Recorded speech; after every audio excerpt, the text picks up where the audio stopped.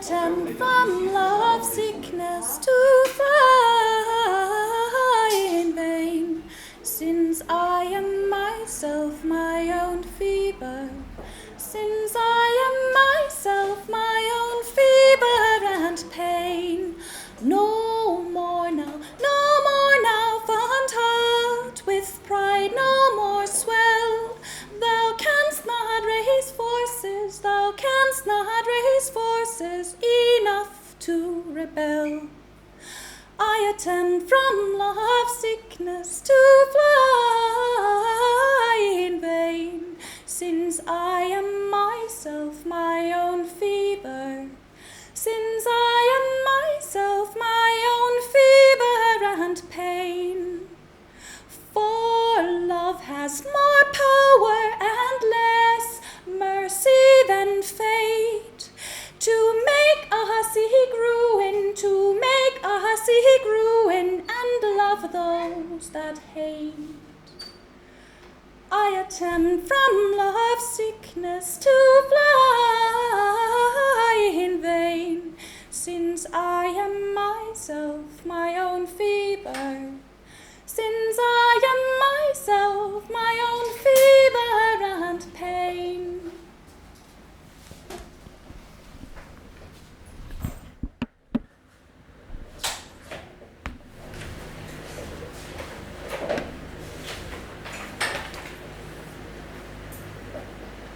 I can use eggs however I please. I need space. We all need space. Concerning space, two options present themselves to me: public and private. Usually these two are separated by a distinction. The function of this rule of separation is to maintain a relationship to yourself, to protect what is intimate, to exclude what is harmful to intimacy. Public space shelters and incorporates the private spaces of all individuals, so that being intimate beings in intimate space, outside of it, individuals can enter a field of diplomacy, in which territorial negotiations take place. Negotiations in public often concern intimacy, or the impossibility of it. When intimate space is threatened by public space, this private, exclusive relation, sometimes we need to reinforce the boundary. We need to play by the rule. We need to redraw the line. When intimate space is threatened by public space, sometimes we need to renegotiate the rule and introduce to the public what threatens our intimacy. The thing that threatens to eradicate the possibility for us to feel safe in public space. Public space must also be protected from intimacy, because if everybody shared one single intimate space, diplomacy would fall short and public discourse would become chatter. Conflict could not be negotiated. Never must we abandon the distinction, for we have the right to intimacy and the possibility for diplomacy only for so long as we have a space that grants it to us. Look, my cigarette is burning an eggshell. Innocence is a word I cannot spell.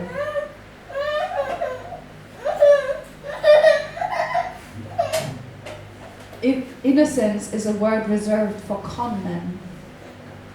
Experience teaches not even infants are innocent. Language disables innocence in the world, as eggshells are meant to be broken. Diplomacy means to refrain from saying what one really believes to be true in order to protect and negotiate territory. Intimacy is to say what one really believes to be true, regardless of all other spaces outside this particular intimacy. Intimacy is not diplomacy.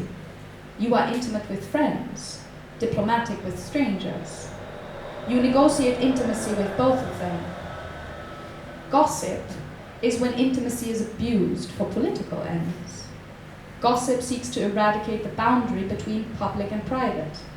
The subject that gossips is wrong, is vulgar, is a liar, because gossip wants to make up for a lack of intimacy in a subject's life. Gossip makes use of intimate language when diplomacy would be required. Gossip serves territorial fantasies while abusing intimate language to achieve them. Public ends through private means. Gossip is also vulgar entertainment, a game to pass time with, an exercise in scheming. Gossip and innocence are for con men. Gossip is not diplomacy. Diplomacy seeks to negotiate. Gossip seeks to influence, manipulate, control. If the distinction between private and public is lost, I do not want to live in relation to others, for nobody is to be trusted, and my need for intimacy is disregarded. I feel strange to say that I have a personal need for diplomacy. Poetry renegotiates the boundary between private and public. Poetry does not want to abandon the rule of separation. It points to a perceived misplacement of the line between private and public. It seeks to draw the line elsewhere. Gently uncompromising, carefully hurtful, it steps on a distinction. Poetry is not diplomacy, for if poetry was to only ever shelter and never address what is intimate, it would not touch the listener. Poetry is not intimacy, for if poetry was to only address private spaces, it would not be of interest for a public. Poetry is not gossip, for if poetry was to vulgarize intimate experience for political ends, it could not be trusted. Poetry balances on the line between diplomacy, gossip, and intimacy. Think of an egg on top of a wall. In which way can you trust the egg when it says, I can use language however I please? Poetry can balance like no other form of speaking can. A friend is a private matter, a stranger is a public matter. If a friend betrays intimacy, they need to be called stranger, so that intimacy is protected again. Public space must negotiate the possibility for intimacy without violating it. The smell of burning eggshell is a threat to me these days. I want to fuck you, but you only love men. This is a private matter. I leave my trace in poetry, but a trace is but a trace, is but a... Do you understand? Consumer, be careful. Perceiver, be careful. Friend, be careful. Stranger, back off with your cigarette. The author, like an eggshell, is a fragile thing.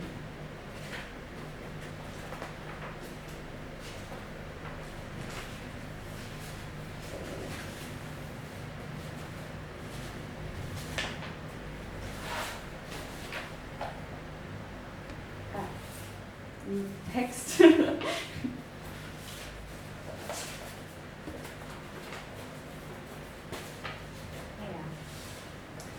Milk spilled is past recalling.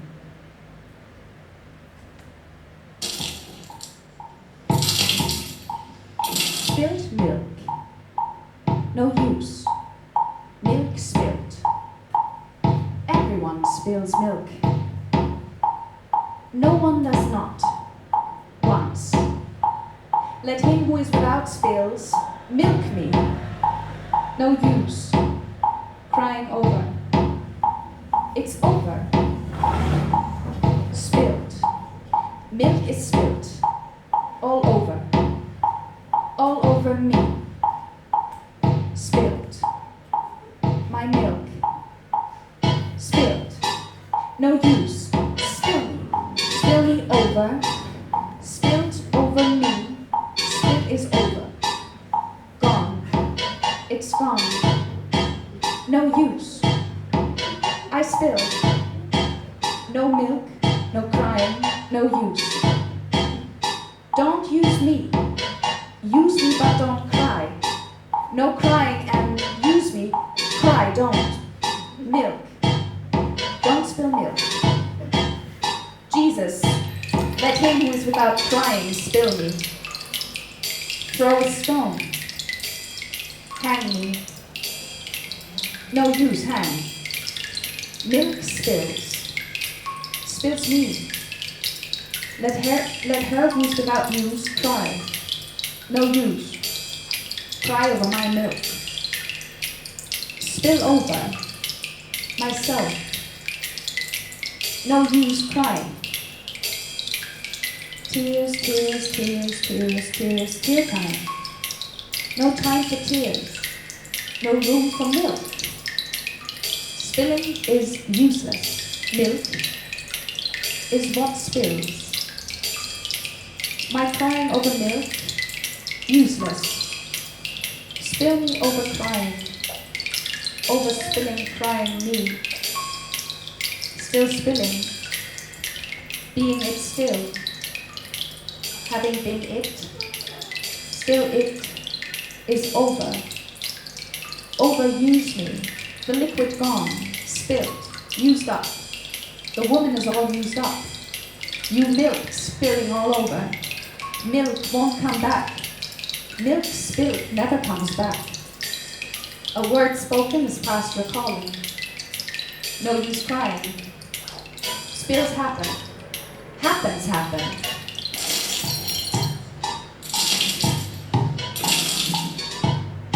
Milk spills.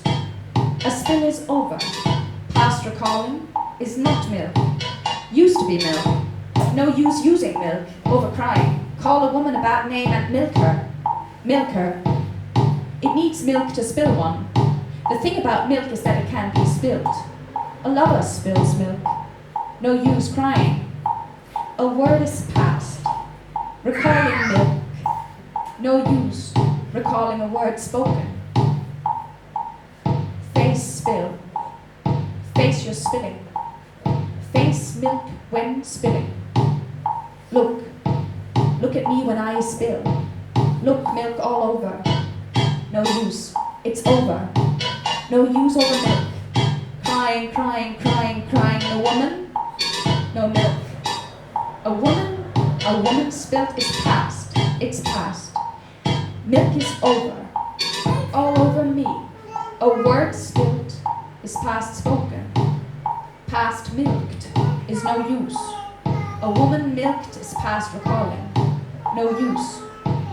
A woman spilt is no use. No use crying. No use. Crying. No use crying over a spilt woman. No use in spilling the past all over. Over milk. Past called. Spilt me. I recall. Milk was spilt. No use recalling spilt milk. All over woman is past. No crying. Hang her. Call her a bad name. A name worse than spilling a name worth spelling. A name dropped is past recalled. A name broken is milk spilled. Don't cry over a broken name.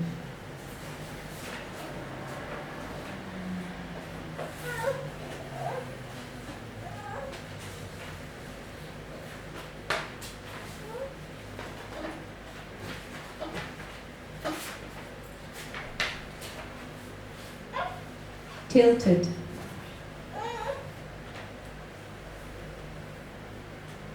It starts with a page, blanker than my mind.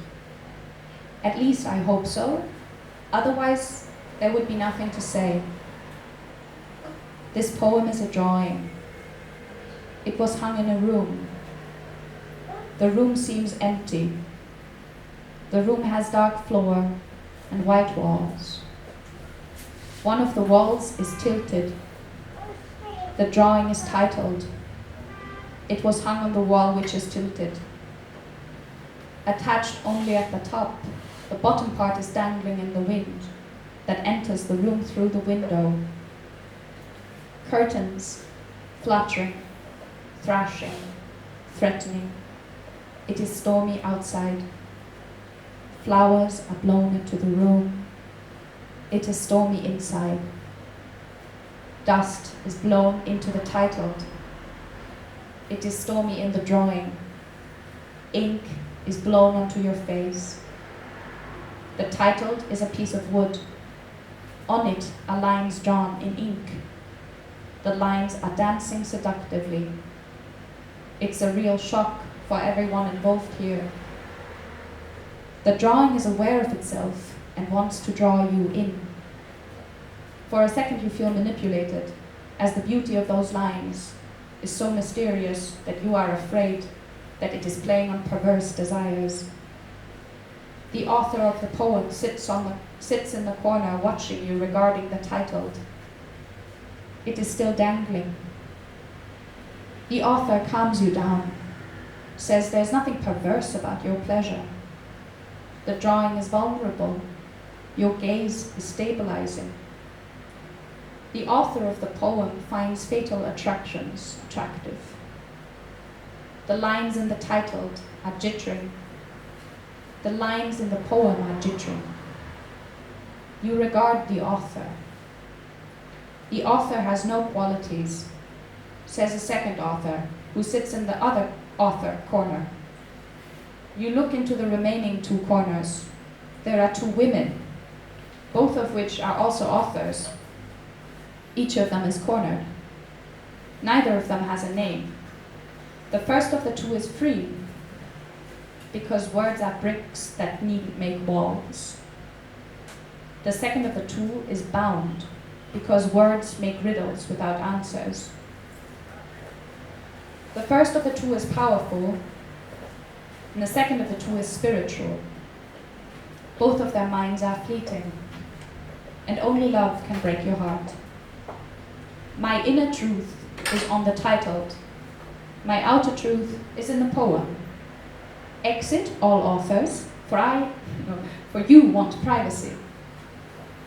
You haven't heard your own thoughts since you entered the room. You focus on the titled.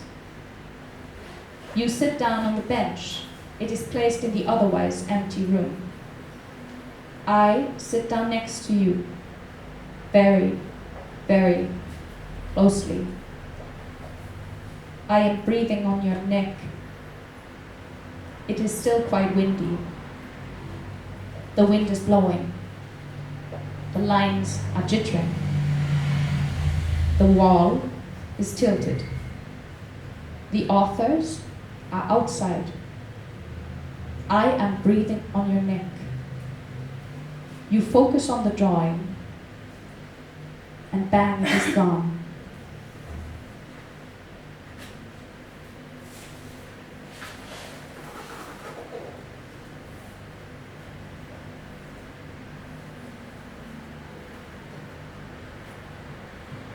Weep you no more, sad fountains, what need you flow so fast? Look how the snowy mountains heaven's sun doth gently waste.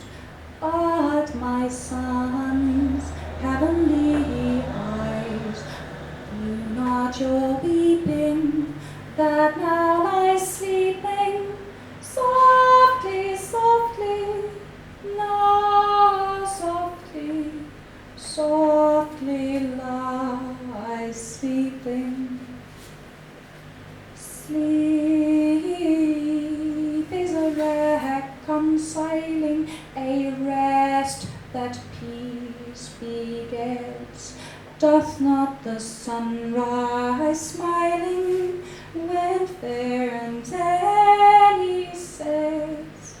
Rest you then, rest sad eyes, melt not in weeping while she lies sleeping. Softly, softly, now softly, softly lies sleeping. Okay, last one.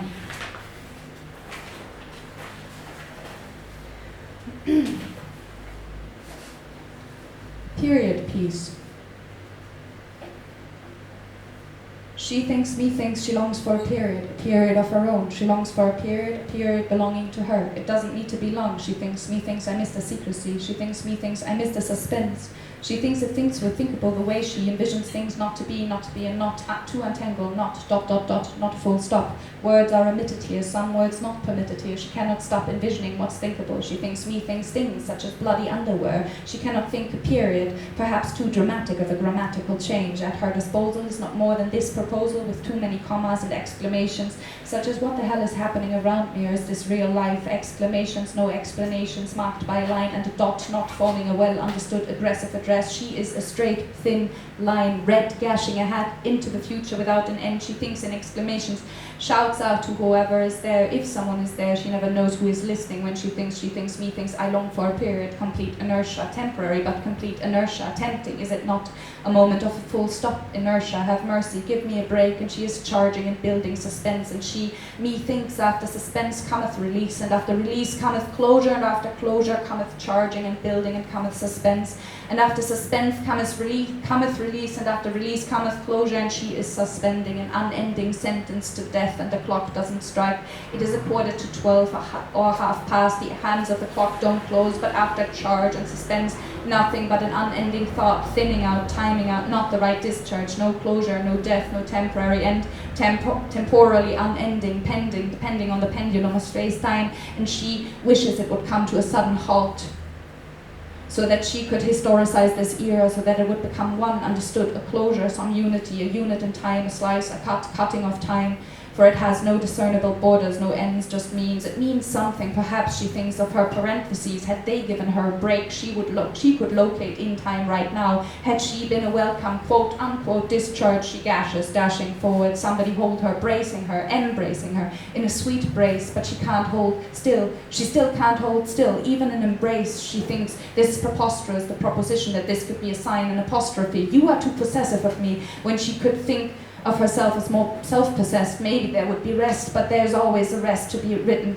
a little rest on the left out. And when she thinks it is coming, the period, the death sentence, there is nothing but a sharp pain in her colon, semi, she thinks, almost, at most. Me thinks the unthinkable constantly occurs, no cure for suspense, and anticipation becomes mourning for a period never achieved. A lot of unfinished phrases, unthought, incongruent. Everyone is obsessed with a period because they like to begin again, a discernible length or span of time, a connection to symmetry, recurrence, conclusion. And then there's she, another comma, coma. Oh, how tired she feels, questions mark all over her body. Why and wherefore, heavy bleeding again. Where is the end, the death sentence? She is afraid, and she knows a period marks the end of a declarative sentence. But what is there to declare or explain without period pain? With a full stop, she knows in the pain there is wisdom too. And with the period abbreviations, possibly abbreviations, rather than endless reverberations, etc., dot, etc., dot, etc., half stop, repeat from the beginning, repeat.